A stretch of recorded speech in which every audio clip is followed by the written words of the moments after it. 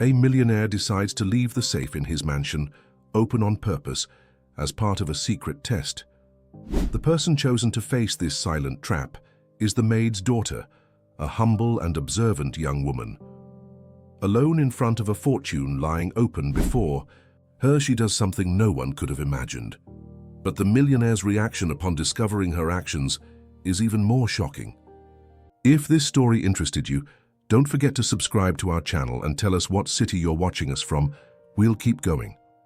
The walls of the Mitchell estate seem to absorb sound rather than echo it. Jonathan Mitchell moved through the vast mansion with practiced precision, his footsteps falling in the same pattern they had for the past 3 years since the accident.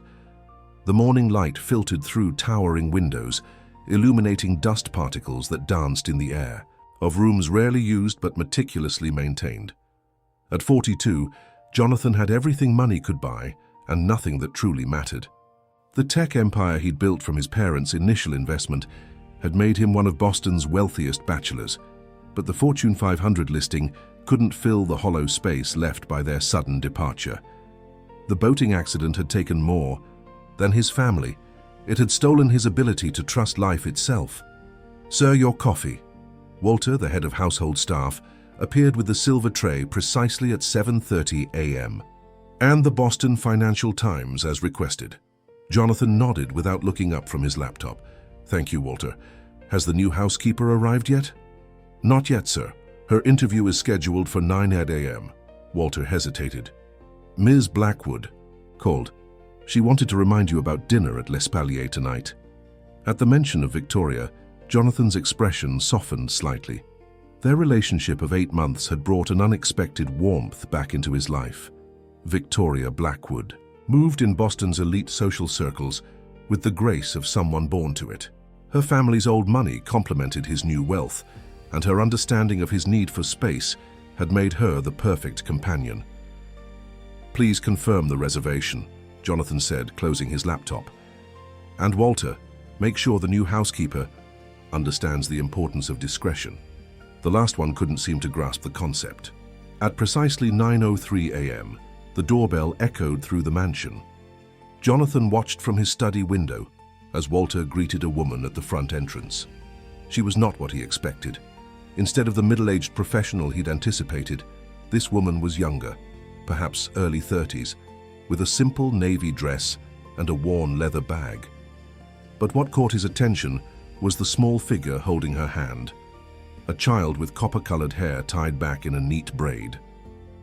"Sir, Ms. Eliza Carter is here for the housekeeping position," Walter announced minutes later, his tone carrying a hint of disapproval. Jonathan turned from the window. "I wasn't informed she would be bringing a child to the interview." "She apologizes, sir. Apparently her childcare arrangement fell through this morning. She's offered to reschedule." Jonathan considered this for a moment. The precision of his day had already been disrupted, but something about the woman's dignified posture, despite her obvious nervousness, had caught his interest. "No need, send them in." Eliza Carter stood tall despite her 5'4" frame. Her eyes, a clear hazel, met his directly, something most people avoided when entering the intimidating study with its wall of academic and business achievements. "Mr. Mitchell, thank you for seeing me. This is my daughter, Lily.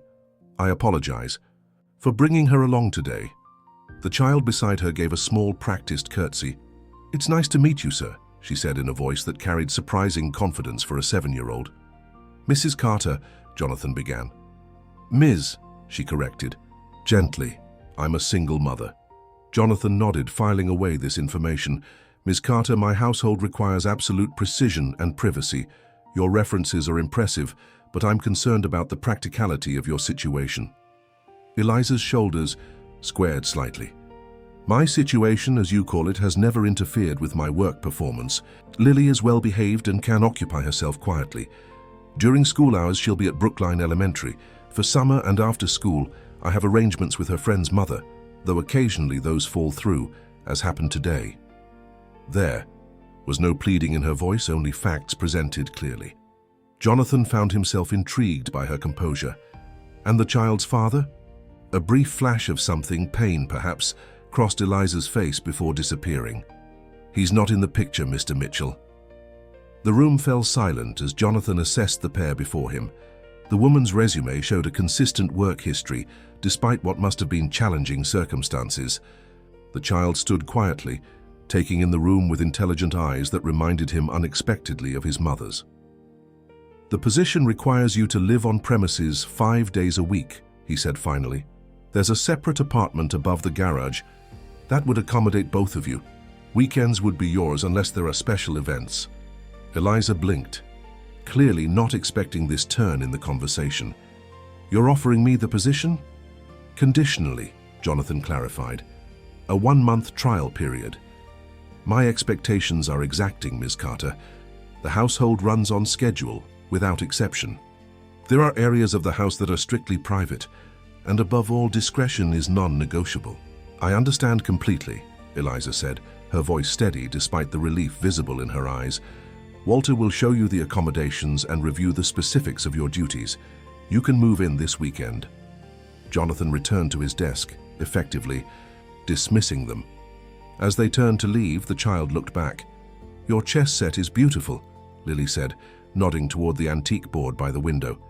"Do you play often?" Jonathan looked up, surprised. "Not anymore." "That's too bad," she said simply. "My mom taught me. She says it helps me think ahead."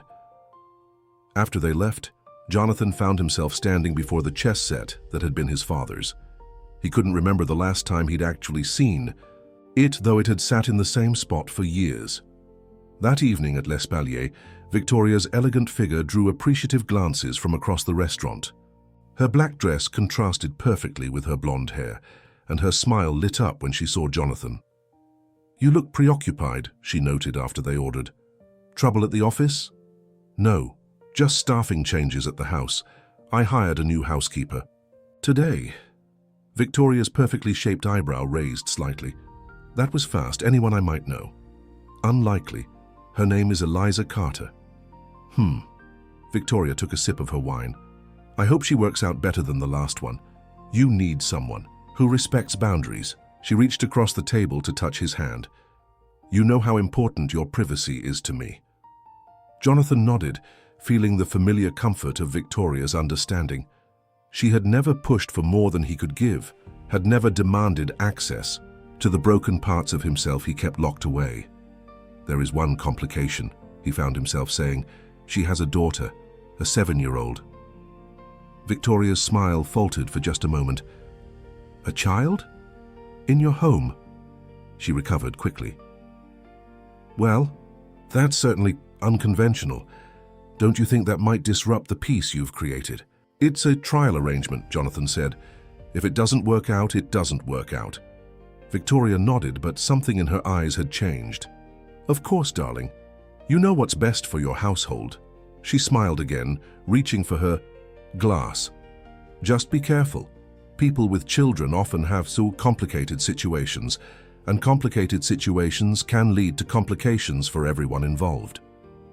As they continued their dinner, Jonathan found his thoughts drifting back to the Carter pair. There had been something refreshingly straightforward about the woman, something genuine that stood in stark contrast to the calculated interactions he'd grown accustomed to in his social circle. What he couldn't know then was how the addition of Eliza and Lily Carter to his carefully ordered world would soon unravel everything he thought he knew about trust, manipulation, and the true nature of love. If this story interested you, don't forget to subscribe to our channel and tell us what city you're watching us from. We'll keep going. The first week with Eliza and Lily in the Mitchell household passed with surprising smoothness. Jonathan had expected disruption, noise, and the inevitable complications that came with having a child on the premises. Instead, he found himself impressed by Eliza's efficiency and her daughter's quiet presence. On Friday afternoon, Jonathan returned early from the office to find Lily sitting at the kitchen counter, homework spread before her while Eliza prepared. "Dinner?" The scene was so domestic, so normal, that he paused in the doorway, momentarily transported to childhood memories of his own mother at the stove. "Mr. Mitchell," Eliza said, noticing him first, "you're home early. Would you like me to bring your tea to the study instead of the library today?" "The library is fine," he replied, his eyes falling on Lily's homework.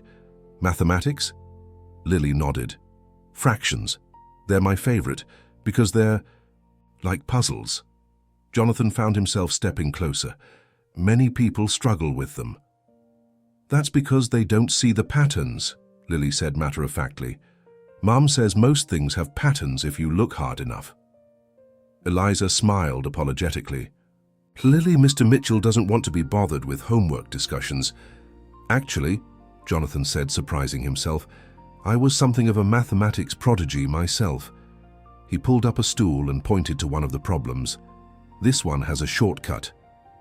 20 minutes later, when Walter appeared in the doorway to announce Victoria's arrival, Jonathan was still at the counter, watching Lily solve a problem using the method he'd shown her.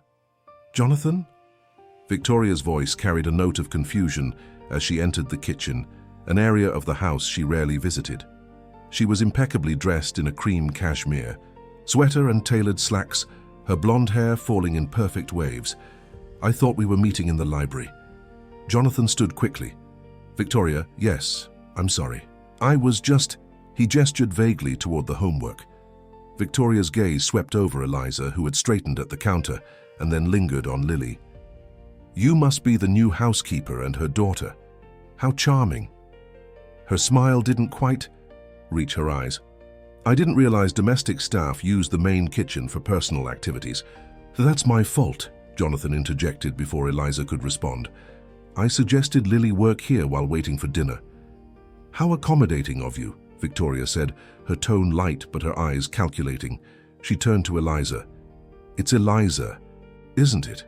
Walter mentioned you've taken over the household duties. I hope you're finding everything satisfactory. Yes, Miss Blackwood. Mr. Mitchell runs a very organized home, Eliza replied neutrally. Indeed he does. Structure is so important to Jonathan, isn't it, darling? Victoria slipped her arm through his. We shouldn't keep you from your duties. Lily, it was lovely to meet you. She guided Jonathan toward the door. The Stevensons' charity gala starts at 8, remember? We should discuss what you'll wear. As they left, Jonathan glanced back to see Eliza leaning down to whisper something in Lily's ear.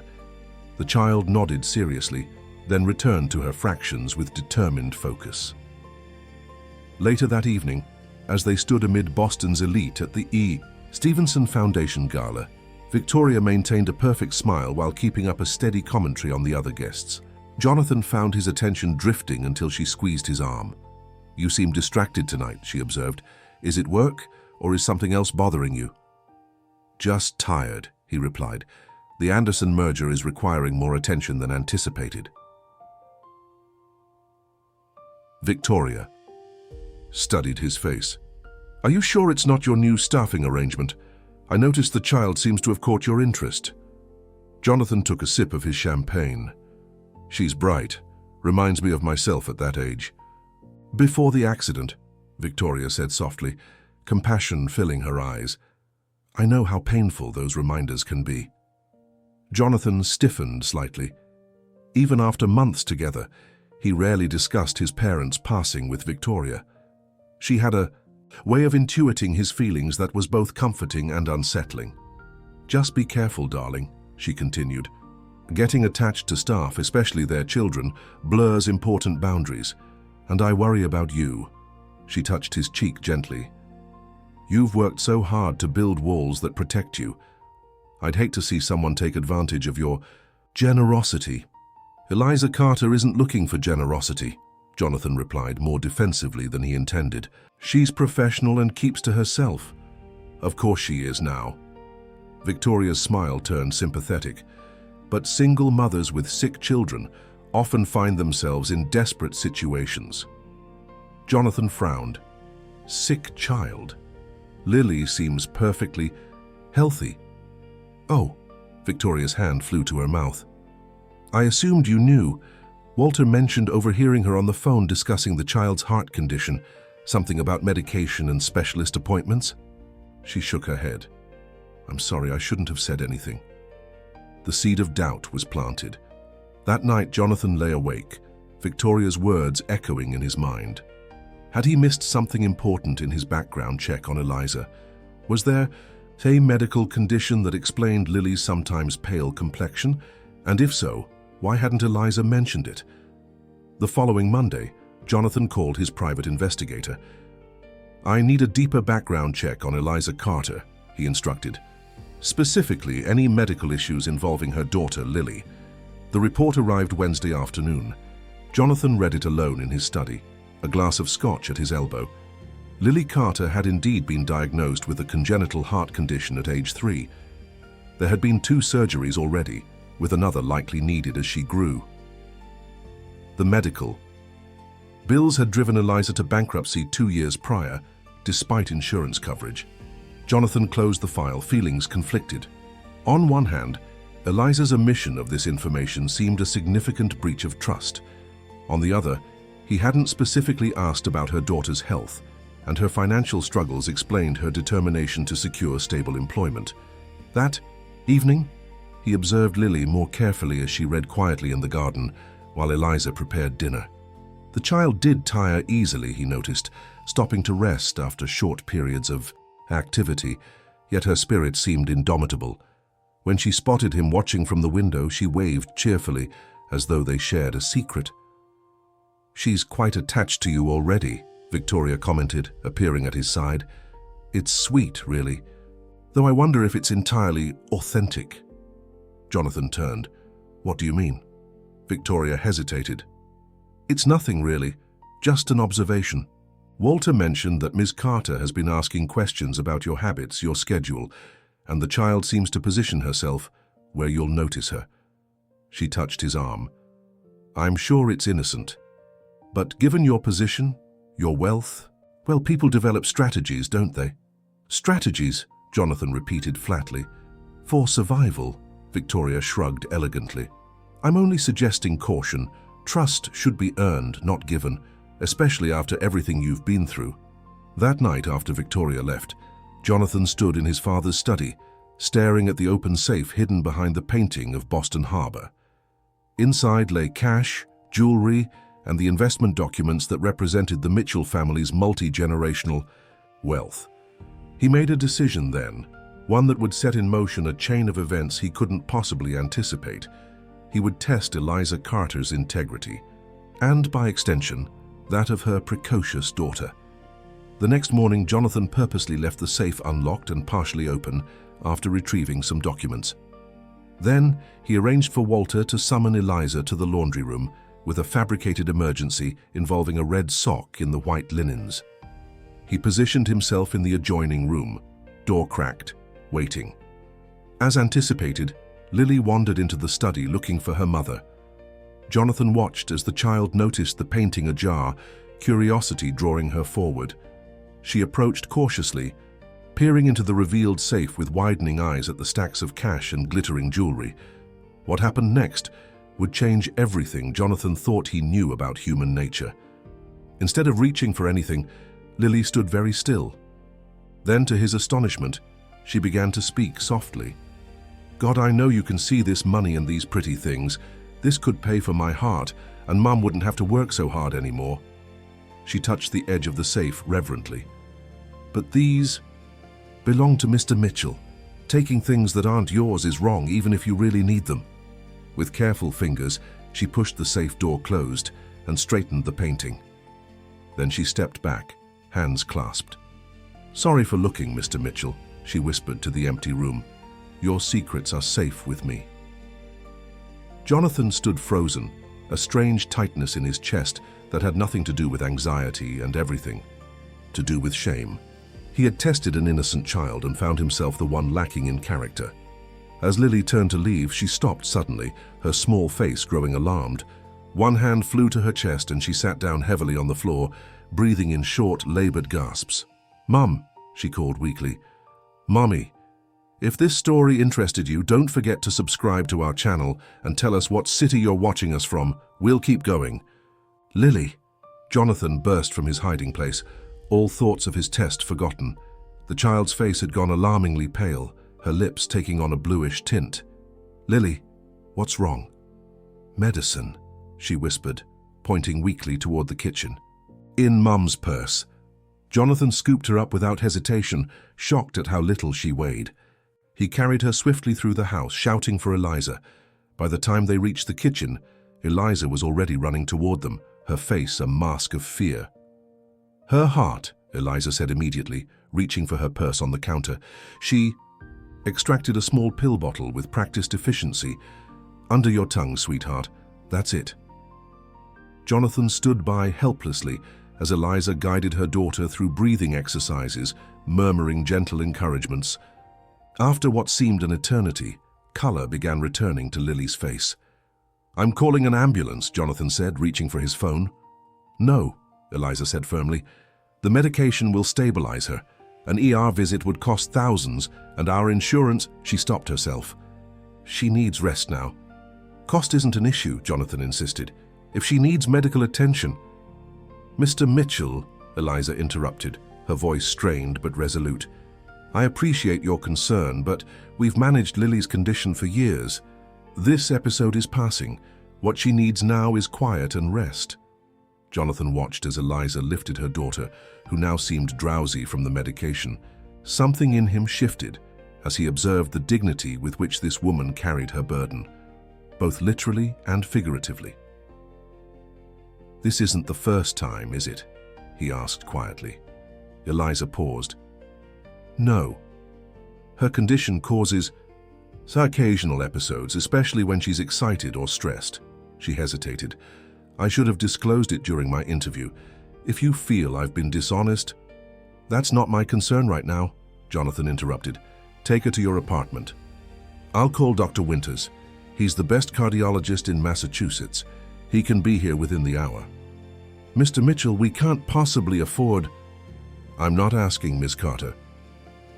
3 hours later, Jonathan sat in his study, processing Dr. Winters' assessment. Lily's condition was serious but treatable with the right interventions. The medication she currently took was managing symptoms, but not addressing the underlying structural issue with her heart. Without corrective surgery within the next year, her prognosis was concerning. "The procedure has an excellent success rate," Dr. Winters had explained, "but it's specialized. Only a few surgeons in the country perform it regularly." "Cost?" Jonathan had asked bluntly. Dr. Winters named a figure that would bankrupt most middle-class families, even with insurance. Jonathan had nodded once, decisively.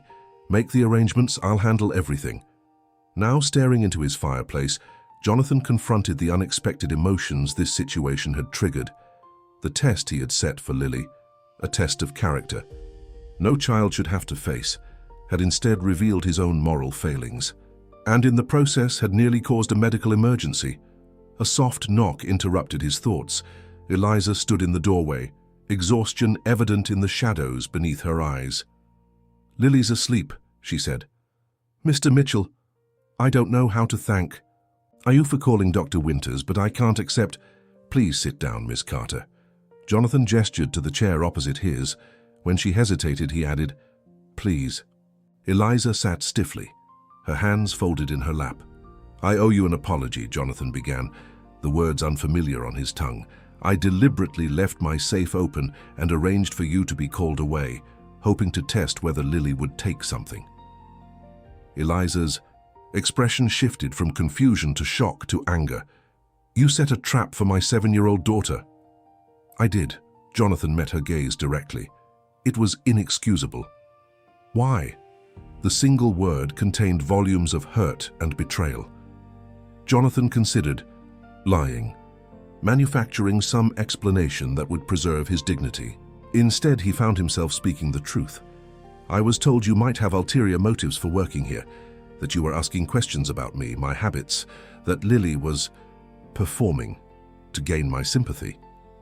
"Who would say such things?" Eliza asked. Then understanding dawned on her face. "Ms. Blackwood." Jonathan didn't deny it. "I allowed my judgment to be clouded by suspicion.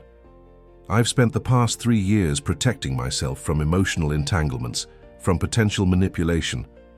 But in the process, I've become something I never intended to be." "And did my daughter pass your test?" Eliza asked, her voice tight with controlled anger. "She did more than pass it. Jonathan struggled to articulate what he'd witnessed. She showed more integrity in that moment than most adults demonstrate in a lifetime. She saw the money, acknowledged it could solve your problems, then chose to respect my property and privacy anyway. She even apologized to me, to an empty room, for merely looking. Eliza's eyes filled with tears. That's who she is. That's who I've raised her to be, despite everything we've been through. She stood. Mr. Mitchell, I appreciate your honesty, but I'll be giving my notice. We'll be out by the weekend. Please don't. The words escaped before Jonathan could consider them. Lily needs stability right now, and the medical care I'm arranging. We don't need your charity, Eliza said, though her voice wavered. It's not charity. Jonathan stood as well. It's atonement. I wronged both of you, and Lily nearly had a serious episode because of my actions. At least let me ensure she gets the medical care she needs. Eliza studied him, conflict clear on her face. And then what? We go back to being employee and employer after you've paid for her surgery. How could that possibly work? I don't know, Jonathan admitted, but I'm asking you to stay at least until Lily's health is stabilized. After that, if you still want to leave, I'll provide references and ensure you find a suitable position elsewhere. After a long moment, Eliza nodded. Once. For Lily's sake, but Mr. Mitchell, don't ever test either of us again. The following week brought dramatic changes to the Mitchell household. Dr. Winters made regular visits. Specialists were consulted. Appointments were scheduled at Boston Children's Hospital. Through it all, Lily maintained her bright spirit, chatting with doctors about her heart that just needs a little fixing, with the matter-of-fact courage that continually astonished. Jonathan Victoria, however, was less than pleased with these developments. A full-time nurse in your home, she questioned, when Jonathan explained the latest arrangements for Lily's care. They were dining at Victoria's penthouse, the Boston skyline glittering beyond the floor-to-ceiling windows. Darling, your generosity is admirable, but this seems excessive. There are excellent facilities where the child could receive care without disrupting your life. She's not disrupting anything, Jonathan replied, setting down his fork. If anything, her presence has been, he searched for the right word, illuminating. Victoria's perfect eyebrows drew together slightly. I'm concerned, Jonathan. First, you hire this woman despite her obvious baggage. Then you discover she's hidden her daughter's medical condition from you. Now you're investing what must be hundreds of thousands in the child's care. Don't you find the timing suspicious? What are you suggesting, Victoria? Only that some people are very good at inspiring sympathy, especially when they stand to benefit financially. She reached for his hand. You have such a good heart beneath that careful exterior. I just don't want to see you manipulated, especially by someone who's already lied to you once. Jonathan withdrew his hand. Eliza didn't lie. She omitted information about her daughter's health because she was afraid it would cost her the job she desperately needed to support that same daughter. And now she doesn't need to worry about money at all, does she? Victoria smiled sadly. Oh, Jonathan, you want so badly to believe in goodness again. I understand that. After losing your parents the way you did, trust doesn't come easily. This isn't about my parents, Jonathan said sharply. Isn't it? Victoria's voice was gentle. A vulnerable child, a struggling mother. They represent everything you couldn't save 3 years ago. But darling, you can't rewrite the past by rescuing for this little family. Jonathan stood abruptly. I think I should go. You're angry. Victoria rose as well, her expression contrite. I've upset you, and that wasn't my intention. I only want what's best for you. I know. Jonathan sighed, suddenly tired. But I need to make these decisions myself. Victoria walked him to the door. Just promise me you'll be careful. Perhaps test her again. Not the child this time, but the mother. See if her integrity matches her daughter's. People aren't always what they seem, Jonathan. I learned that lesson the hard way. The suggestion lingered in Jonathan's mind as he drove home through the quiet Boston streets. Despite his promise to Eliza, doubt had crept back in. What if Victoria was right?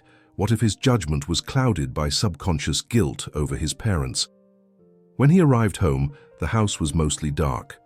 As he passed the kitchen, he noticed Eliza at the table, surrounded by medical bills and insurance forms, her face drawn with exhaustion. She looked up when he entered, quickly gathering the papers. "Don't let me interrupt," he said. "Those are Lily's medical documents?" Eliza nodded. "I'm trying to make sense of what insurance might cover for the specialists. Even with your assistance, I want to contribute whatever I can." Jonathan observed her for a moment. There was no guile in her face, no calculation, only a mother's determination to care for her child. He felt ashamed for allowing Victoria's insinuations to make him doubt again. "How is she tonight?" he asked. "Better. The new medication is already helping." Eliza hesitated. "She asked if you might come say good night. She has something to show you. But if you're tired—" "I'd like that," Jonathan said, surprising himself with the realization that it was true. As he followed Eliza to their apartment above the garage, Jonathan couldn't help but notice how different this felt from his carefully controlled interactions with Victoria. There was something refreshingly straightforward about Eliza Carter. No games, no hidden agendas, just honest human connection. What he didn't realize was that Victoria Blackwood had no intention of relinquishing her position in his life, and she was already formulating a plan to test not only Eliza's integrity, but Jonathan's loyalty as well. If this story interested you, don't forget to subscribe to our channel and tell us what city you're watching us from. We'll keep going. "Look, what I made you!" Lily sat up in her bed, surrounded by colorful pillows and stuffed animals, her face lighting up at Jonathan's entrance. She held out a folded piece of paper. Jonathan took it carefully, aware of Eliza watching from the doorway. He unfolded what turned out to be a handmade card, decorated with surprisingly skilled drawings of chess pieces. Inside, in careful handwriting, "Thank you for fixing my heart. Maybe when I'm better we can play chess. I'll let you win the first time. Love, Lily." Something tightened in Jonathan's chest, something he hadn't allowed himself to feel in years. "This is beautiful, Lily, and very presumptuous. What makes you think I'd need you to let me win?" Lily giggled, the sound filling the cozy bedroom. "Mom says it's polite to let people win sometimes, especially when they're helping you." "Is that what your mom says?" Jonathan glanced at Eliza, who was fighting a smile. "Well, I look forward to a fair match. No concessions. To necessary. Deal." Lily extended her small hand solemnly. Jonathan shook it, struck by the formality of the gesture from someone so young. "Time for sleep now," Eliza said gently. "You have a big day tomorrow with Dr. Winters." Lily nodded, but fixed her gaze on Jonathan. "Will you come with us to the hospital? Sometimes it's scary, and Mom gets worried even though she pretends she doesn't." Before Jonathan could respond, Eliza interjected, "Mr. Mitchell is very busy, Lily. He has a company to run." "Actually," Jonathan heard himself saying, "I'd be happy to join you, if that's all right with your mother." The surprise on Eliza's face mirrored his own internal reaction. When had he become the kind of person who rearranged business obligations for a child he'd known less than a month? "If you're sure," Eliza said, uncertainty in her voice. "I'm sure." Later, as they walked back to the main house, Jonathan found himself unusually talkative. "She's remarkable, your daughter. Her resilience, her emotional intelligence, it's not common in children her age." "Illness has a way of accelerating certain aspects of maturity," Eliza replied softly. "But she's still just a little girl who loves unicorns and hates Brussels sprouts." They reached the kitchen door and Jonathan hesitated. "Thank you for letting me be part of her care. I know it's unconventional." "Everything about this situation is unconventional, Mr. Mitchell." Eliza's expression was difficult to read in the dim light. "But Lily trusts you. She doesn't give that easily." "Jonathan," he said suddenly, "when we're not in front of the other staff, please call me Jonathan." Eliza studied him for a long moment. "Good night, Jonathan," she said finally, her voice soft but clear. He watched her return to the apartment, a strange lightness in his chest that he hadn't felt in years. The next morning, Walter appeared in Jonathan's study with a troubled expression.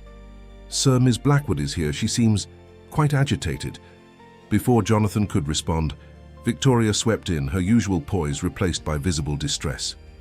"Jonathan, thank goodness. The most terrible thing has happened." "What is it?" Jonathan rose, genuinely concerned. Victoria was never one for dramatic displays. "My grandmother's sapphire necklace, the one from the Blackwood collection, it's missing." She clutched her designer handbag. "I wore it to the symphony fundraiser last weekend and put it in my jewelry box afterward. I went to wear it for brunch with Mother today and it's gone." "Have you called the police?" Victoria hesitated. "Not yet. I wanted to check something first." She lowered her voice. "I think it may have been taken while I was here. The clasp was troublesome that night. I remember fixing it in your guest bathroom." Jonathan frowned. "You think someone in my household took it?" "I don't want to make accusations," Victoria said, though her implication was clear. "But it's worth nearly $100,000, Jonathan.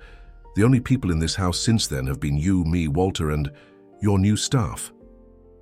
The weight of her suggestion hung in the air. Jonathan felt a flash of defensiveness on Eliza's behalf, followed immediately by doubt. Could he really be certain of her character after such a short acquaintance? "I'll speak with Walter," he said carefully, "and we'll look into it discreetly." "Thank you, darling." Victoria touched his arm. "I knew you'd understand. It's not about the money, it's the family history, the sentimental value." After she left, Jonathan summoned Walter to his study. The butler's face remained impassive as Jonathan explained the situation. "I'll conduct a thorough inquiry, sir, with the utmost discretion," Walter assured him, "though I feel compelled to note that Ms. Carter has been exemplary in her duties thus far. Just find the necklace, Walter. No accusations. No confrontations." 3 days passed with no sign of the missing jewelry. Jonathan accompanied Eliza and Lily to the hospital as promised, watching as the child charmed every doctor and nurse she encountered. Her cardiac testing showed improvement with the new medication regimen, buying them more time to prepare for the eventual surgery. Throughout it all, Jonathan found himself increasingly drawn to Eliza's quiet strength and unwavering focus on her daughter's well-being. There was a genuineness to her that made his interactions with Boston's elite seem hollow by comparison.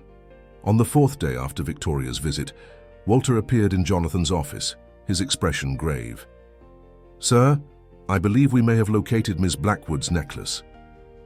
Jonathan looked up sharply. "Where?" During the routine cleaning of the staff quarters, one of the maids noticed something unusual beneath Miss Carter's dresser. Upon inspection, she found this. Walter placed a velvet pouch on the desk. Jonathan's stomach tightened as he opened it to reveal an ornate sapphire necklace surrounded by diamonds, exactly as Victoria had described. "Ms. Carter is currently at the hospital with Miss Lily for a follow-up appointment," Walter continued. "They're expected back within the hour." "Thank you, Walter. Please say nothing of this to anyone." Alone in his study, Jonathan turned the necklace over in his hands, confusion and disappointment warring within him. Could he have been so completely wrong about Eliza? Had Victoria been right all along about her motives? But something didn't add up. If Eliza had stolen the necklace, why keep it in her quarters? Why not sell it immediately to pay for Lily's medical care? And how would she even know its value? The logical answer was that she wouldn't have stolen it at all, which left a troubling alternative, that the necklace had been planted. When Jonathan heard Eliza and Lily return, he made his way to their apartment, the velvet pouch heavy in his pocket. Lily was resting, and Eliza was preparing tea in their small kitchen. "How was the appointment?" he asked from the doorway. Eliza turned, a genuine smile brightening her tired face. "Promising. Dr. Winters says her numbers are improving faster than expected." "That's excellent news." Jonathan stepped into the kitchen, struggling with how to approach the subject of the necklace. Before he could speak, Eliza's phone rang. "Excuse me," she said, glancing at the screen.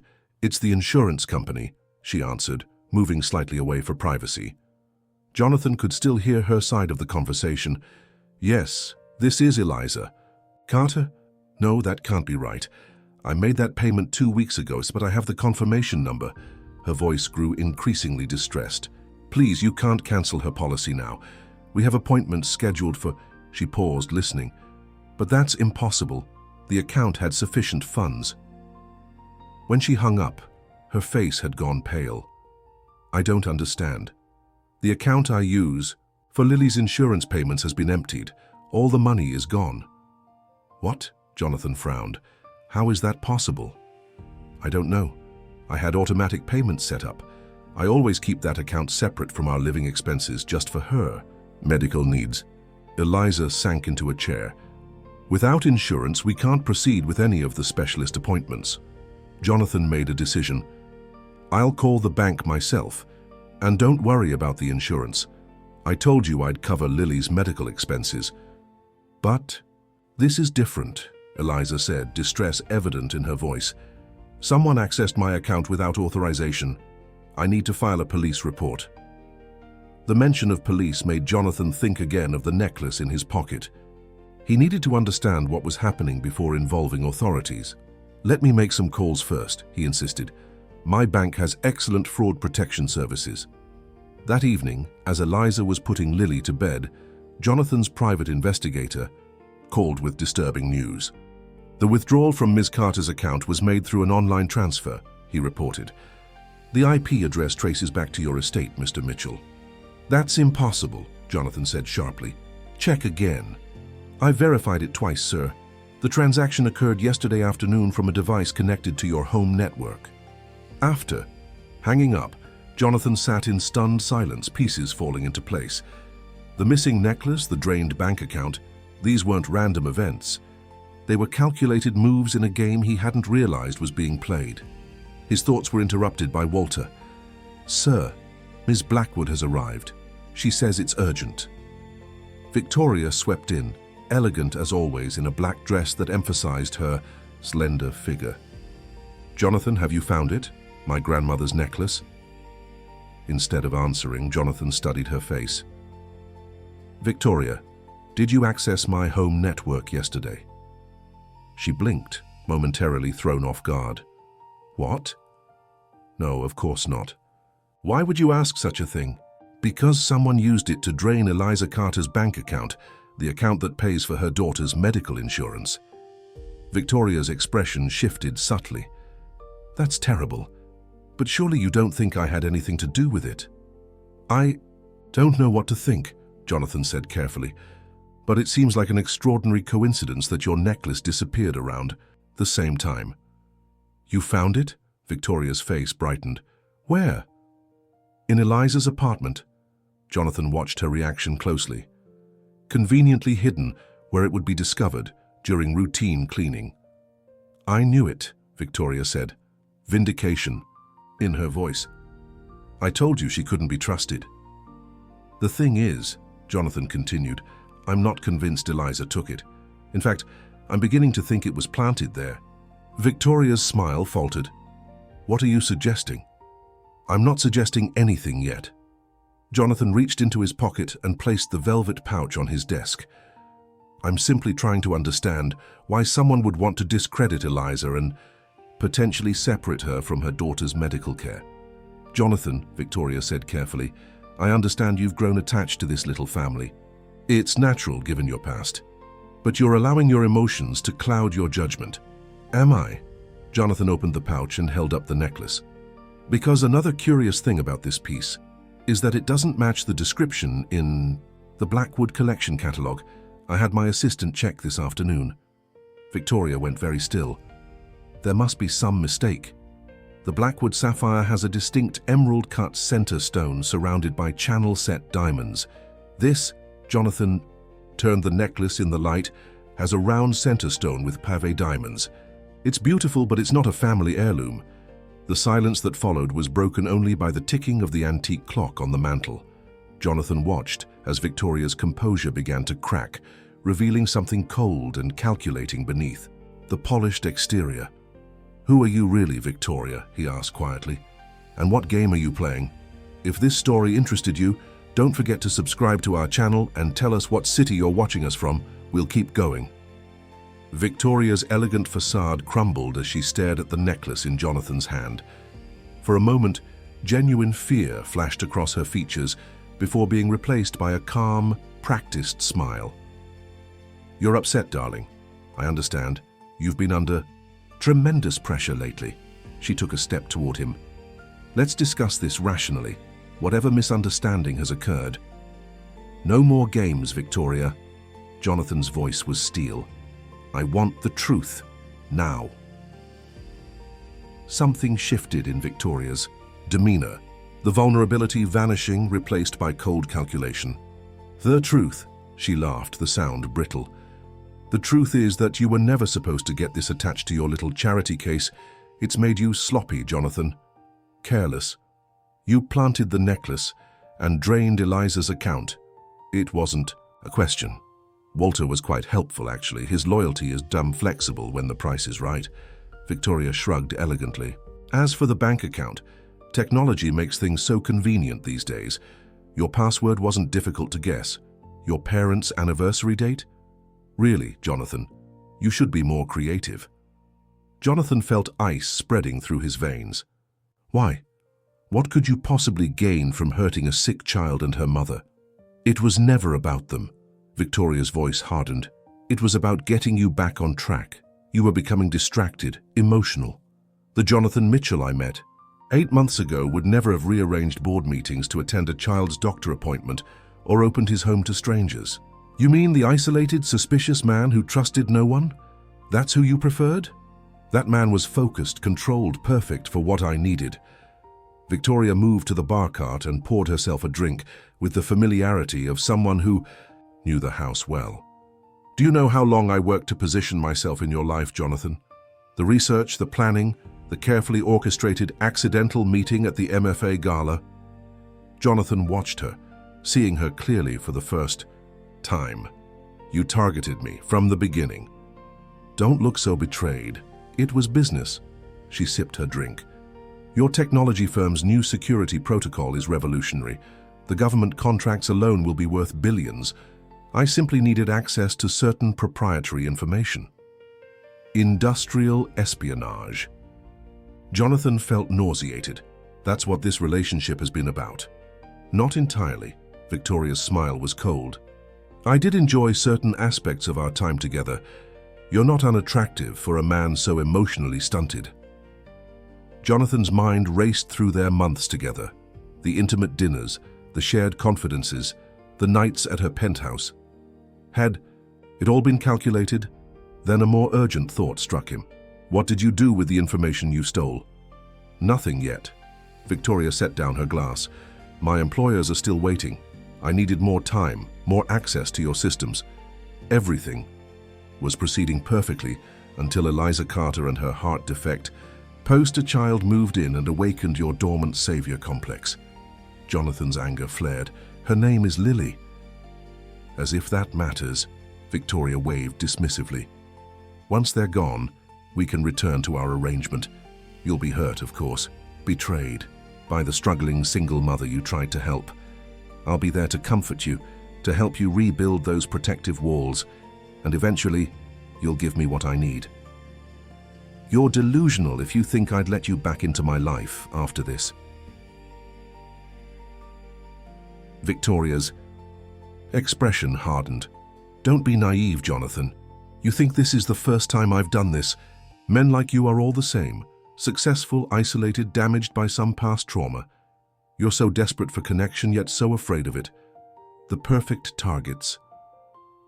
A soft sound from the doorway made them both turn.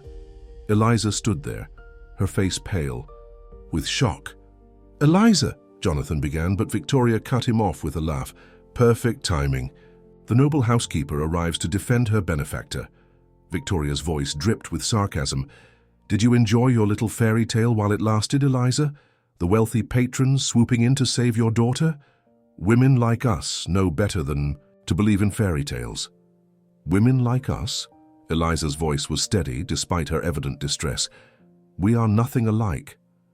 Aren't we? We both recognized an opportunity in Jonathan Mitchell. You just used your sick child as leverage instead of your body. Different tactics, same game. Jonathan moved to intervene, but Eliza stepped forward, her dignity intact despite the brutal accusation. You're wrong. About me, about Jonathan, about everything that matters. And I pity you. Victoria's composure slipped. Pity. From a glorified Maid, that's rich. She turned to Jonathan. This isn't over. When your board learns about the security breach I've already created, your position will be compromised. As for your pathetic makeshift family, she smiled coldly.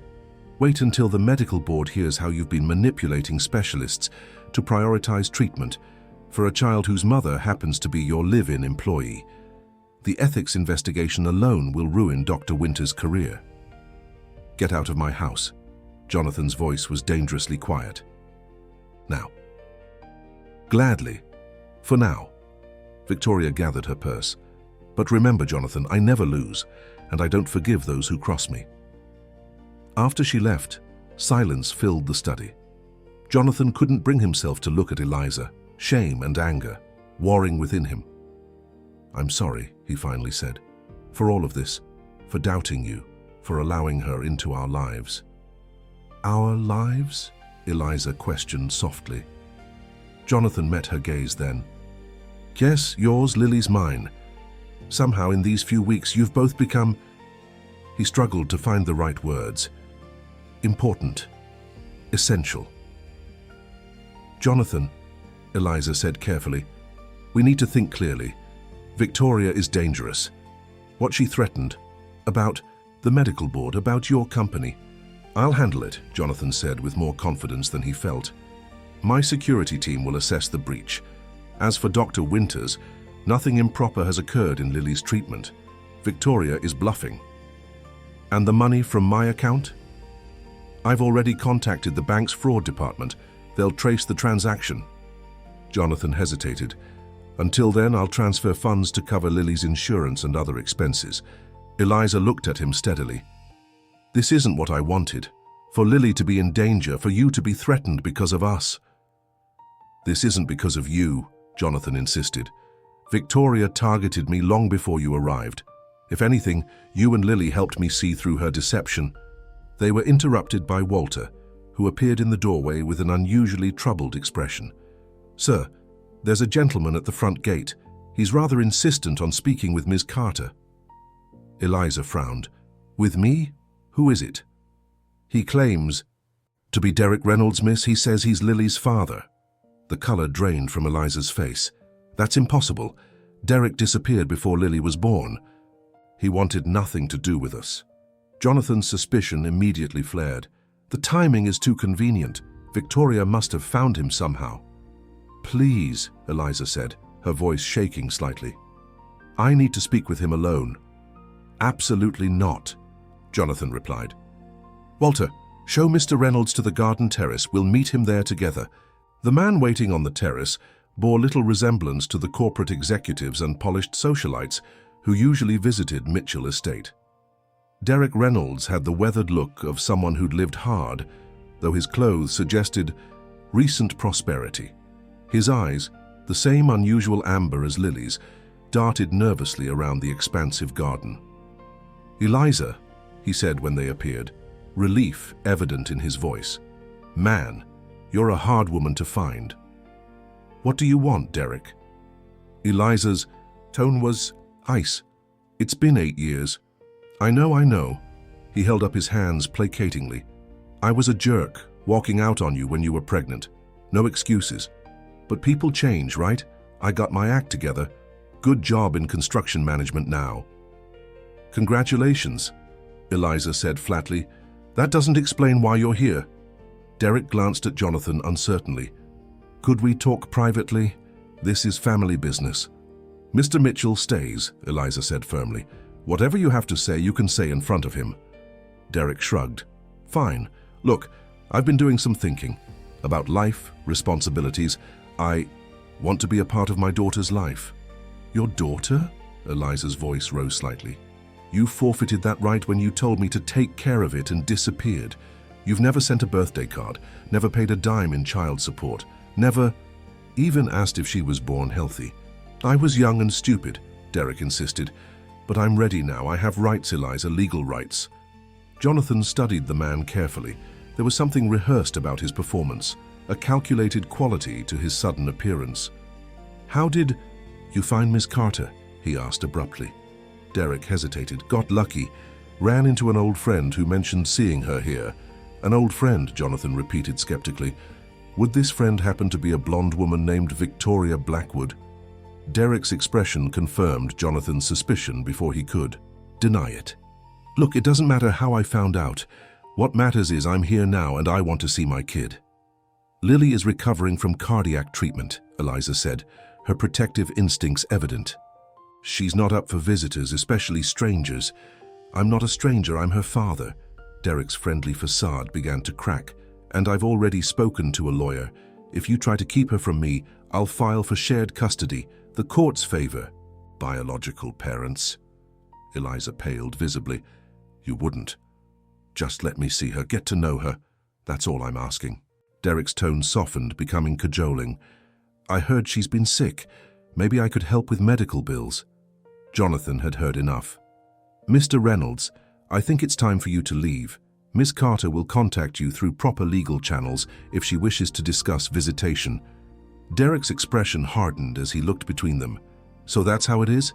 You found yourself a rich boyfriend and now you think you can shut me out? That's not, Eliza began, but Derek cut her off. Save it. I see what's happening. Here? He pointed at Jonathan. This guy's playing daddy to my kid while you play house in his mansion. Real convenient setup. I suggest you leave now, Jonathan said quietly. Before you say something you'll regret. Derek laughed bitterly. Man, she's got you wrapped around her finger. Did she tell you she was some kind of saint?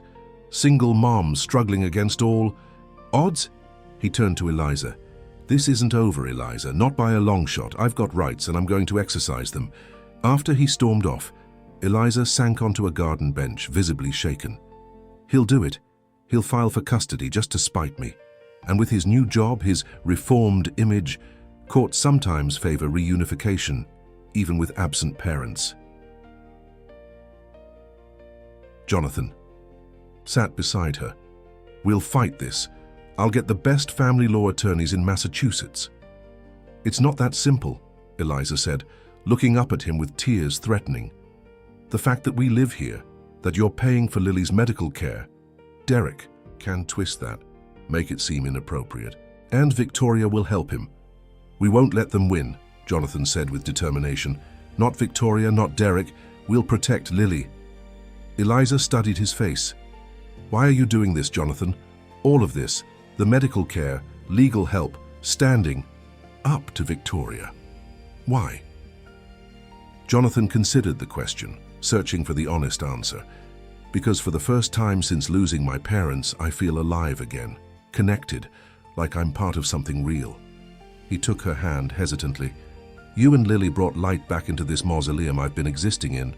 I can't go back to that emptiness. Their moment of connection was interrupted by a frantic call from Lily's nurse. The child had spiked a fever and was asking for her mother.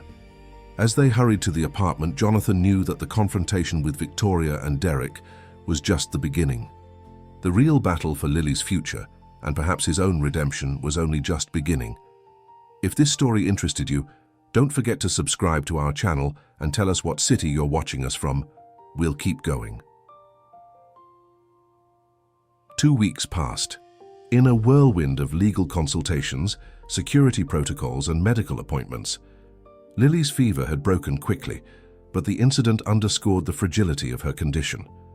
Dr. Winters had moved up the timeline for her surgery, scheduling it at Boston Children's Hospital for the following month. Jonathan sat in his study reviewing the latest reports from his security team. The breach Victoria had created was contained, though the investigation was ongoing. His company's most sensitive projects remained secure, but the violation left him feeling exposed in ways that went beyond business. Sir? Walter appeared in the doorway, his demeanor subdued. Since the revelation of his collusion with Victoria, the butler had been uncharacteristically humble. Jonathan had chosen not to fire him, partly because Walter's remorse seemed genuine, and partly because keeping potential enemies close seemed prudent. Ms. Carter asked if you could join her in the kitchen when convenient. It appears to be important. Jonathan found Eliza at the kitchen table, surrounded by legal documents. Lily was in the garden with her nurse, visible through the window as she carefully watered the herb plants she'd been permitted to grow. The custody papers arrived, Eliza said without preamble, pushing a manila envelope toward him. Derek is requesting joint physical custody and decision-making authority for Lily's medical care. Jonathan skimmed the documents, his jaw tightening. This is Victoria's work. The language, the timing. She's coaching him. The hearing is set for next month, right before Lily's surgery. Eliza's composure cracked slightly. It's not coincidence. If he gains medical decision-making power, he won't, Jonathan assured her, though concern gnawed at him. Our legal team is building a strong case. Derek's sudden reappearance after 8 years of absence, his lack of child support, no attempt at contact. Any reasonable judge will see through this. But will they see through the other claims? Eliza asked quietly. Jonathan glanced back at the filing, his eyes catching on the allegations buried in the legal language. Improper living arrangement, undue influence, questionable relationship with employer. Victoria's fingerprints were all over the insinuations. We have nothing to hide, Jonathan said firmly. Your employment here is legitimate. Lily's medical care is being provided transparently. There's no impropriety. Eliza met his gaze steadily. Isn't there? Be honest, Jonathan. What are we to each other now? I'm still technically your employee, living in your home, accepting your financial support for my daughter. How will that look to a family court judge? The question hung between them, laden with unspoken emotions. Over the past weeks, their relationship had evolved beyond employer and employee, beyond even friendship. Jonathan had found himself seeking Eliza's company, valuing her insights, drawing strength from her resilience. And Lily, bright, brave Lily, had somehow become the center around which his once empty days now revolved. What if I wasn't your employer? Jonathan asked finally. What do you mean? I mean, what if we restructured our arrangement? You could resign formally, stay on as a guest while Lily recovers. I could establish a healthcare trust for her medical expenses, separate from any employment relationship. Eliza shook her head. That would look even worse, like I'd manipulated you into supporting us without even working for it. The court would see it as evidence in Derek's favor. Then what do you suggest? Jonathan asked, frustration edging his voice. I won't let Victoria and Derek use legal technicalities to separate you from Lily or compromise her care. I've been thinking about this, Eliza said carefully.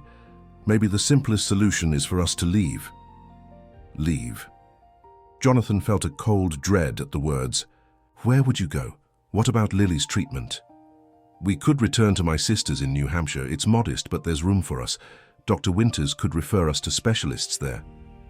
Eliza's voice was steady, though her eyes betrayed her uncertainty. It would remove the ammunition Victoria and Derek are using against us, and it would give them exactly what they want, Jonathan countered. Victoria wants you gone so she can re-establish her influence over me. Derek wants to separate you from your support system to strengthen his custody claim. Then what alternative do we have? Jonathan hesitated, then spoke the thought that had been forming in his mind for days. We could make our relationship official. Eliza's eyes widened. What are you saying?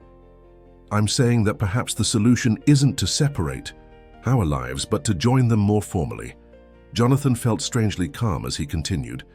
A legal partnership would undermine both Victoria's corporate espionage and Derek's custody maneuvers. Jonathan, Eliza said carefully, are you suggesting marriage as a legal strategy? Put so baldly, it sounded cold, calculated, the very opposite of what had been growing between them. Jonathan ran a hand through his hair, frustrated by his inability to articulate the complex emotions driving his suggestion. No, he said finally, not just as a strategy, as a recognition of what's already happening. I care about you, Eliza, deeply, and I love Lily as if she were my own. The past months have shown me what I was missing behind all those walls I built. I don't want to go back to that emptiness. Eliza's expression softened, but doubt remained in her eyes. Caring isn't the same as love, Jonathan. And while I'm grateful for everything you've done for us, gratitude isn't a foundation for marriage. Is that what you think this is? Gratitude on your part, charity on mine? Jonathan moved to sit beside her, taking her hands in his. Eliza, you've never asked for anything. Even now, you're willing to walk away rather than complicate my life. That's not someone looking for a benefactor. And what I feel watching you with Lily, seeing your strength, your grace under pressure, that's not charity. Then what is it? Eliza asked softly. It's admiration, respect, a depth of feeling I haven't allowed myself since losing my parents. Jonathan's voice grew more certain as he continued. I'm not saying we should rush into marriage tomorrow. I'm saying we should acknowledge what we both feel and consider a future together, not as a legal strategy but as a choice. Our family. Before Eliza could respond, a commotion from the garden drew their attention. Lily's nurse was calling urgently. They rushed outside to find Lily sitting on a bench, her face alarmingly pale, one hand pressed to her chest. She was fine 1 minute, then suddenly couldn't catch her breath, the nurse explained, already administering Lily's emergency medication. I'm okay, Lily insisted between labored breaths. Just got tired. The episode passed quickly with medication, but it was a stark reminder of the precarious nature of Lily's health. Later that evening, after Lily was asleep and monitored by her night nurse, Jonathan found Eliza on the terrace, staring out at the Boston skyline twinkling in the distance. Dr. Winters says these episodes will continue until she has the surgery, Eliza said without turning. Each one puts additional strain on her heart, which is why we're proceeding as quickly as medical protocols allow, Jonathan reassured her, moving to stand beside her at the railing. I've been thinking about what you said earlier, Eliza said after a moment, about us, about the future. And I think you're right that we need to be honest about our feelings. She turned to face him. I care for you, Jonathan, more than I should given our circumstances, but I can't separate how much of my feelings come from gratitude for all you've done for Lily, and how much is something else, something real and lasting. I understand that, Jonathan said gently. I'm not asking for an answer tonight. I'm asking for us to explore the possibility together. Eliza nodded slowly. Then let's start with something simpler than marriage. Let's be partners in protecting Lily, from Victoria, from Derek, from anything that threatens her well-being or happiness. Partners, Jonathan agreed, taking her hand. That's a good beginning. The next morning brought a new development. Derek Reynolds appeared at the gates again, this time with a woman who introduced herself as a court-appointed observer for the custody case. This is a surprise inspection to evaluate the child's living conditions, the woman explained coolly, presenting her credentials. Mr. Reynolds has expressed concerns about his daughter's current environment. Jonathan recognized the tactic immediately, another of Victoria's manipulations, but knew that refusing entry would only strengthen Derek's case. He and Eliza exchanged a glance before welcoming the unwelcome visitors. We have nothing to hide, Eliza said with quiet dignity. Lily is well cared for here. The inspection was thorough and intrusive. The observer, Ms. Harriet Green, examined Lily's bedroom, her medications, her schoolwork. She interviewed the nurse, questioned Walter about household routines, and observed Lily's interactions with both Eliza and Jonathan. Throughout it all, Lily maintained the same serene presence that had first captured Jonathan's heart, answering questions honestly and without coaching. Do you like living here, Lily? Ms. Green asked during a moment when they were relatively alone, though Jonathan could hear from his position in the hallway. I love it, Lily replied simply. It's like a castle, but not cold or scary, and Mr. Jonathan plays chess with me and never lets me win just because I'm sick. Mom says that's respect. And your mother and Mr. Mitchell, how do they get along? Lily considered this thoughtfully. They talk with their eyes a lot, like they have secrets, but good ones. Mom smiles more now even when she thinks I'm not looking. Would you like to live with your father sometimes? He has a nice house too, with a yard and a dog. Lily's hesitation was brief but noticeable. I don't really know him. Mom says he's my father, but fathers are supposed to be there when you're scared or sick or learning to ride a bike. Her voice dropped to a near whisper. Mr. Jonathan does those things. By the time the inspection concluded, Derek was visibly frustrated. His expectations of finding fault with Lily's living situation had clearly been disappointed. Ms. Green remained professionally neutral, but Jonathan thought he detected a softening in her demeanor as she observed Lily's obvious comfort and happiness in her current home. After they left, Jonathan found Eliza in the garden watching Lily, who had fallen asleep in a cushioned chair, a book open on her lap. "You did well," he said quietly, joining her. "We all did." "It shouldn't have been necessary," Eliza replied, anger underlying her composed exterior. "Using Lily as a pawn in whatever game Victoria is playing, it's unforgivable." "I agree." Jonathan hesitated, then shared the decision he'd reached during the inspection. "Which is why I'm going to neutralize Victoria once and for all." "How?" "By giving her what she wants," Jonathan said grimly. "Or at least, what she thinks she wants." Eliza looked alarmed. "Jonathan, no.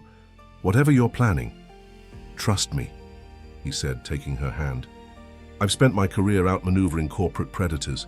Victoria Blackwood may be clever, but she's made one critical miscalculation." "What's that?" Jonathan smiled slightly. "She thought my greatest weakness was isolation. She never considered that finding something worth fighting for would make me stronger." As the sun set over Boston, casting long shadows across the estate's manicured grounds, Jonathan Mitchell made a series of calls that would set in motion his counter-strategy against Victoria's machinations. The stakes had never been higher, not just his company or reputation, but the future of the family he had unexpectedly found and was now determined to protect. What none of them realized was that Victoria Blackwood was already implementing the next phase of her plan, one that would target not Jonathan's business or Eliza's custody rights, but Lily herself. If this story interested you, don't forget to subscribe to our channel and tell us what city you're watching us from. We'll keep going. The Boston Children's Hospital gleamed in the morning sunlight, its modern glass facade reflecting the clear autumn sky. Inside, Jonathan paced the corridor outside the pediatric cardiology department, checking his watch for the third time in 5 minutes. "She's just having routine pre-surgical tests," Eliza reminded him gently from her seat. "Dr. Winters said it would take at least an hour." "I know." Jonathan forced himself to sit, though tension radiated from his tall frame.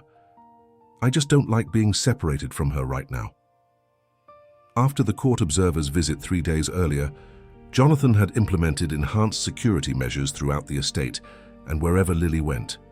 A trusted security specialist now accompanied her to all medical appointments, and background checks had been run on every hospital staff member who might interact with her. "Any update from your legal team about the custody hearing?" Eliza asked, changing the subject to distract them both from their worry. "The judge has agreed to postpone until after Lily's surgery and recovery," Jonathan replied. "Derek's attorney objected, of course, but medical necessity takes precedence." "That's something, at least." Eliza's relief was evident. "And Victoria?" Jonathan's expression hardened. "Silent for now, but the trap is set. My security team has been feeding her exactly the information I want her to have. Technical specifications that appear valuable but are actually modified decoys." "What happens when she tries to use them?" "The altered protocols contain embedded trackers. The moment she transmits the data, we'll have evidence of corporate espionage, along with identification of her employers." Jonathan's smile was grim. "The FBI is already briefed and waiting." Eliza studied his face, concern in her eyes. "You've thought of everything, haven't you?" "I've spent my adult life anticipating threats and neutralizing them before they materialized," Jonathan admitted. "It's second nature in business. I just never expected to apply those skills to protect—" He hesitated. "To protect my family." The word hung between them, weighted with meaning. Before Eliza could respond, her phone rang. Lily's nurse calling from within the testing area. "They're finishing up early," Eliza reported after a brief conversation. "Lily's asking for her backpack. She wants to show the doctors her science." "Project sketches." Jonathan stood. "I'll get it. It's in the car." "Front passenger." "Seat," Eliza confirmed.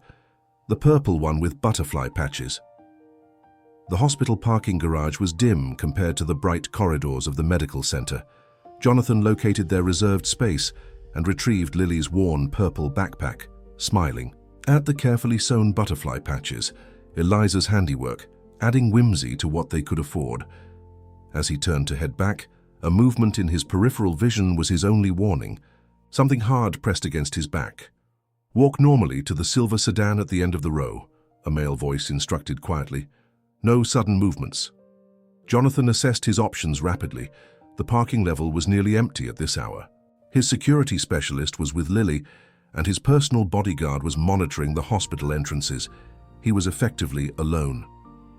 "If this is about money," he began. "Shut up and walk." The pressure against his back increased. The silver sedan had tinted windows and no visible license plate. As they approached, the rear door opened. Jonathan wasn't surprised to see Victoria Blackwood inside, elegantly dressed as always, her blonde hair pulled back in a severe style that emphasized her sharp features. "Jonathan, darling, how kind of you to join me." Her smile was cold. "Get in, please." "Whatever game you're playing, Victoria, it won't work," Jonathan said evenly, remaining outside the vehicle. "Security cameras record everything in this garage." "Do they?" Victoria's smile widened. "Check again." "It's amazing how hospital systems can experience temporary outages during maintenance periods." She gestured to the interior of the car. "We have things to discuss, important things concerning Lily's future." At the mention of Lily's name, Jonathan felt a chill. Calculated risk assessment gave way to protective instinct. He slid into the car, still clutching Lily's backpack. "You've been quite troublesome lately," Victoria said once the door closed behind him. "All those security upgrades, the legal maneuvers, the FBI contacts, so much effort to protect your makeshift family." "How do you know about the FBI?" Jonathan demanded, then immediately understood. "You have someone inside my security team." "Did you really think Walter was my only asset?" Victoria laughed softly. "Men like you always underestimate women like me, Jonathan. It's what makes you vulnerable." "What do you want?" Jonathan kept his voice controlled, mind racing through possibilities and escape scenarios. "Originally? Corporate secrets worth millions to my clients." Victoria shrugged elegantly. "Now? I want you to suffer. You humiliated me, rejected me, threatened my professional reputation. That requires a more personal response." Jonathan tensed. "If you've done anything to harm Lily—" "Not yet," Victoria interrupted smoothly. "But her surgery is scheduled. For next week, isn't it? Such complex procedures, so many variables. Medication dosages, equipment calibrations, surgical implements." She trailed off suggestively. "You're bluffing," Jonathan said, though doubt gnawed at him. "You couldn't possibly compromise Boston Children's Hospital surgical protocols." "Perhaps not directly," Victoria conceded. "But fear is a powerful motivator. For instance, what might happen if evidence emerged suggesting Dr. Winters had been accepting bribes to prioritize certain patients? His medical license would be suspended pending investigation at minimum. Lily's surgery would be delayed indefinitely." Jonathan's grip tightened on the backpack. "You wouldn't." "I already have," Victoria said calmly. "The anonymous complaint was filed this morning. Unless it's withdrawn by close of business today, the medical board will begin formal proceedings tomorrow." "What do you want from me?" Jonathan asked again, struggled to maintain his composure. "Simple. The actual security protocols for your quantum encryption project. The real ones, not the clever decoys you've been dangling. In exchange, the complaint against Dr. Winters disappears and Lily gets her surgery as scheduled." Jonathan stared at her, seeing for the first time the true emptiness behind Victoria's beautiful exterior. "You would jeopardize a child's life for corporate information?"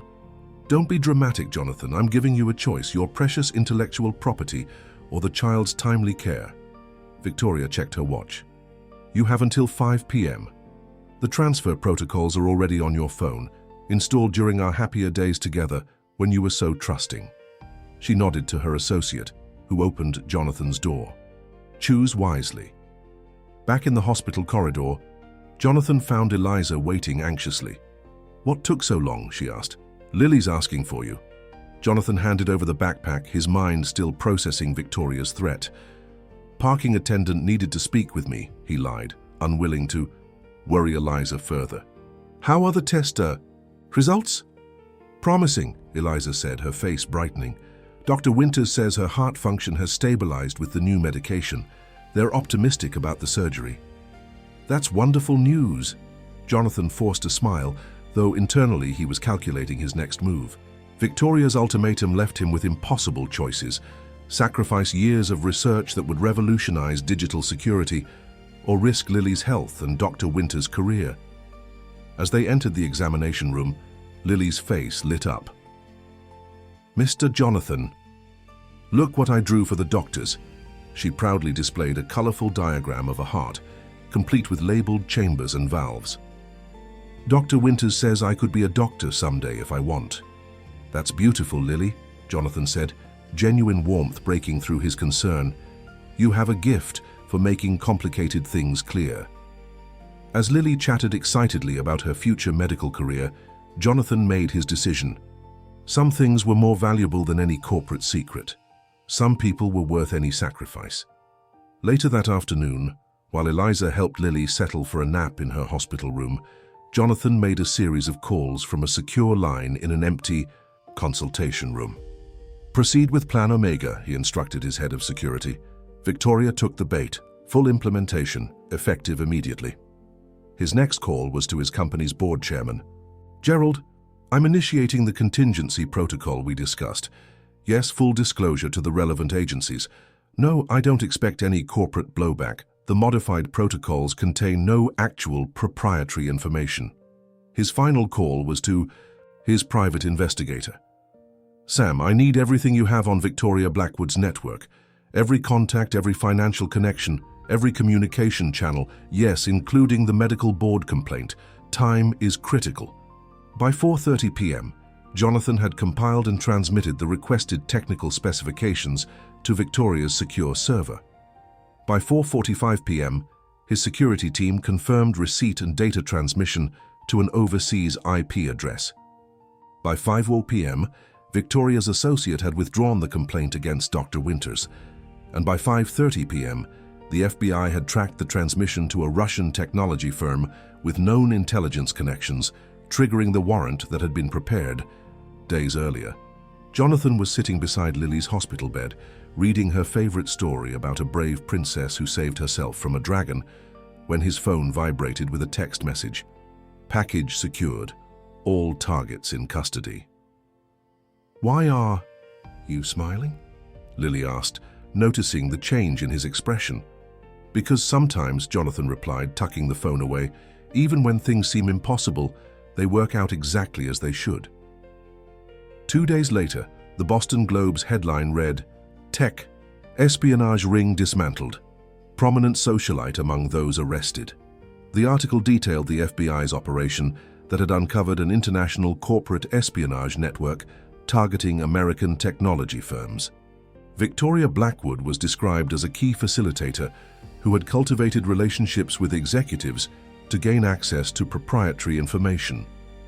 What the article didn't mention was that the valuable encryption protocol she had transmitted contained no actual proprietary data, only convincing technical jargon wrapped around tracking code that had led authorities directly to her employers.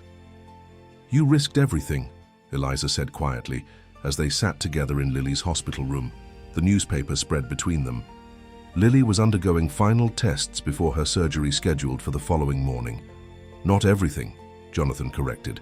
The secrets Victoria stole were elaborate decoys, convincing enough to satisfy her employers temporarily, but worthless. In reality, you knew she would make this move. I suspected she would escalate when her other tactics failed. A Victoria's type always does. They can't accept defeat. Jonathan took Eliza's hand. What I couldn't anticipate was her targeting Dr. Winters. That was unexpected. But you still outmaneuvered her, Eliza observed.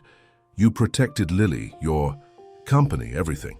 Not quite everything, Jonathan admitted, handing her another section of the newspaper. The financial pages reported significant stock volatility for Mitchell Technologies following the espionage scandal. The market doesn't respond well to security concerns, even thwarted ones. We'll recover, but it will take time. I'm sorry, Eliza said, genuine concern in her eyes. After everything you've done for us. Don't, Jonathan interrupted gently. Some things matter more than stock prices. Some people are worth any cost. The door opened, and Lily's favorite nurse wheeled her back in, the child looking tired, but excited. All done with tests, she announced. Dr. Winters says I'm ready for my heart upgrade tomorrow. Heart upgrade, Jonathan repeated with a smile. I like that terminology. It's like when you upgrade your computer, Lily explained seriously. It works better and faster afterward.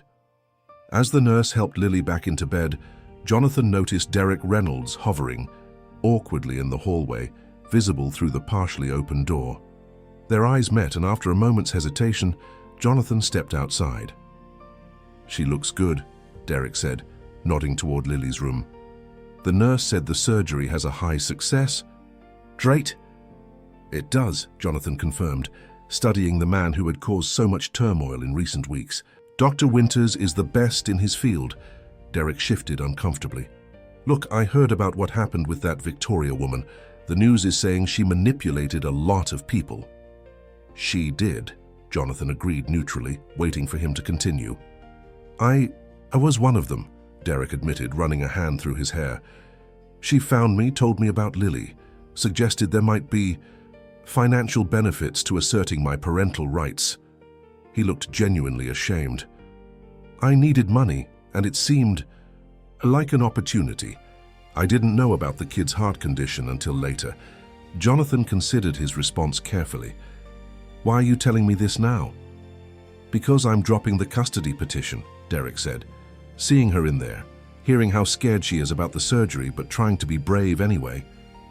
He shook his head. She doesn't need some stranger disrupting her life. She needs stability, security. Yes, she does, Jonathan agreed, surprised by the man's apparent sincerity.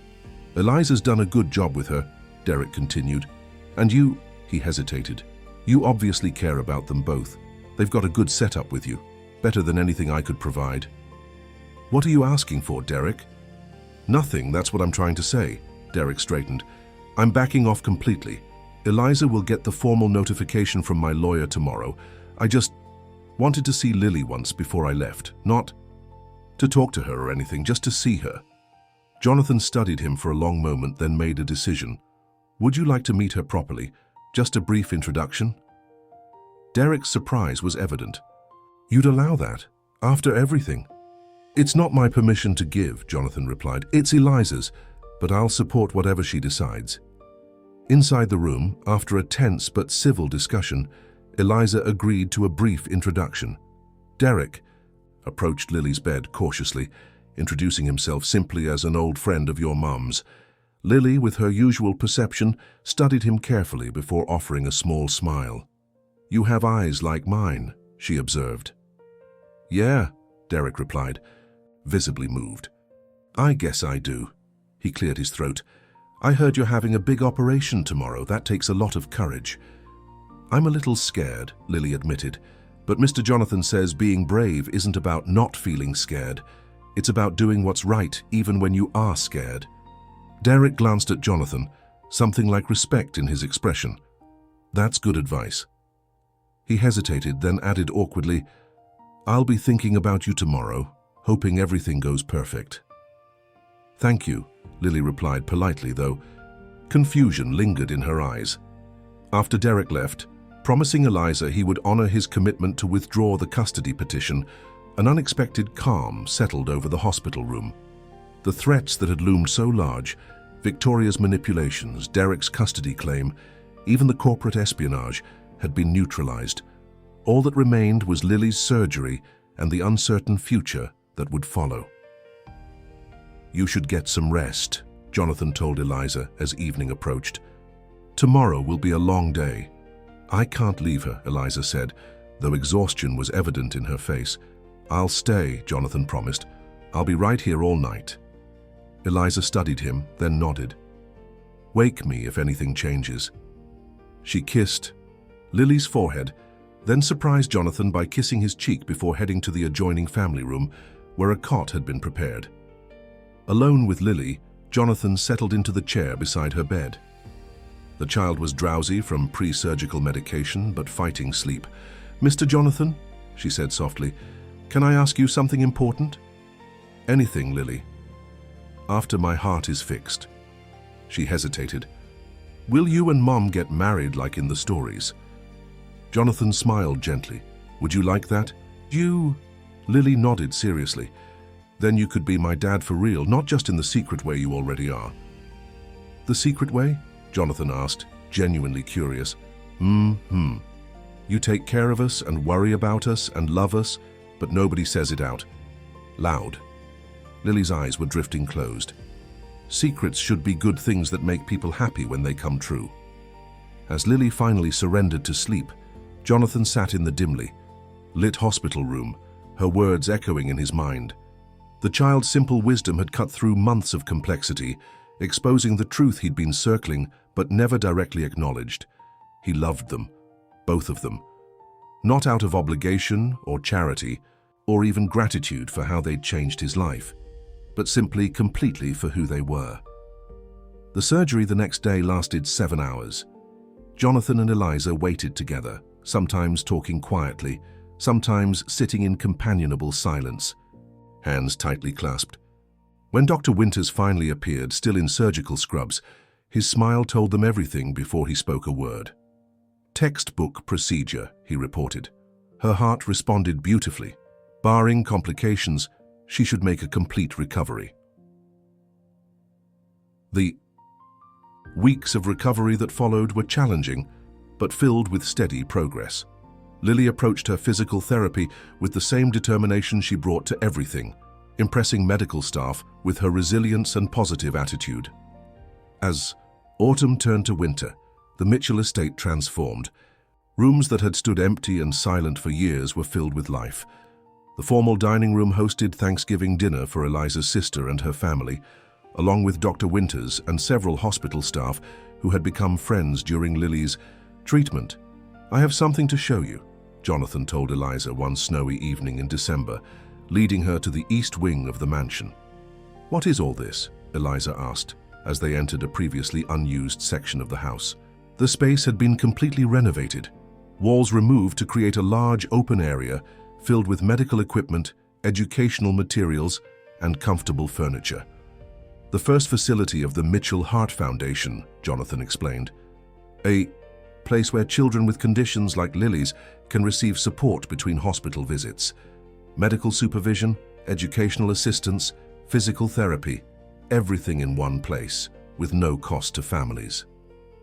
Eliza turned to him, eyes wide. "Jonathan, this is incredible. When did you..." "I've been planning it since Lily's surgery," he admitted. "The foundation will fund research, provide family support, assist with medical expenses for families who can't afford specialized care. This must have cost millions," Eliza said, taking in the state-of-the-art equipment. "It did," Jonathan acknowledged, "and it will cost millions more annually to operate at full capacity.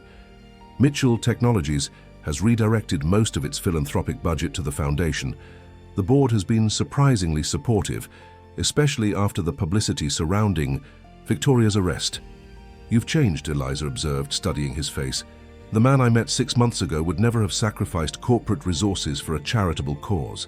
"The man you met 6 months ago was half alive," Jonathan replied quietly. "Existing, not living. You and Lily changed that." He took her hands in his. "Which brings me to the other thing I wanted to discuss." From his pocket, he withdrew a small velvet box.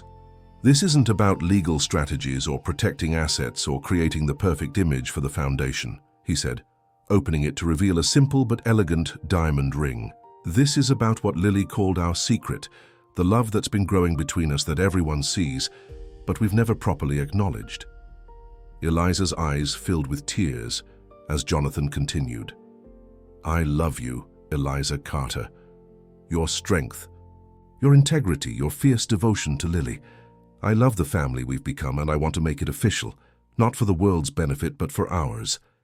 He dropped to one knee, still holding her hands. "Will you marry me?" Not as my employee or Lily's caretaker or the Foundation's inspiration, but as my partner, my love, my future. Yes, Eliza whispered, tears spilling onto her cheeks.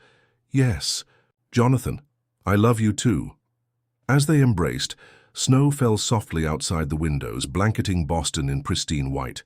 In a mansion once defined by emptiness and grief, warmth and light now permeated every corner. The treasures that truly mattered, Jonathan had discovered, were never the ones locked in safes or protected by security systems, but the ones that resided in the human heart. Trust freely given, integrity maintained against all odds, and love that transforms even the most carefully guarded soul.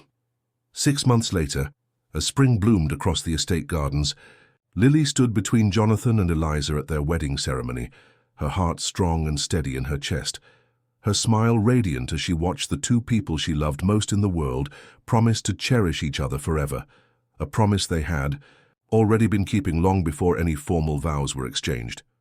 And now, the minister announced to the gathered guests, I present to you Mr. and Mrs. Mitchell and their daughter, Lily Mitchell. As applause filled the garden, Lily looked up at Jonathan. See? Our secret came true, she whispered. Just like I knew it would. Jonathan squeezed her hand, knowing she was right. Some truths didn't need formal declarations or legal documents to be real. They had been a family long before today's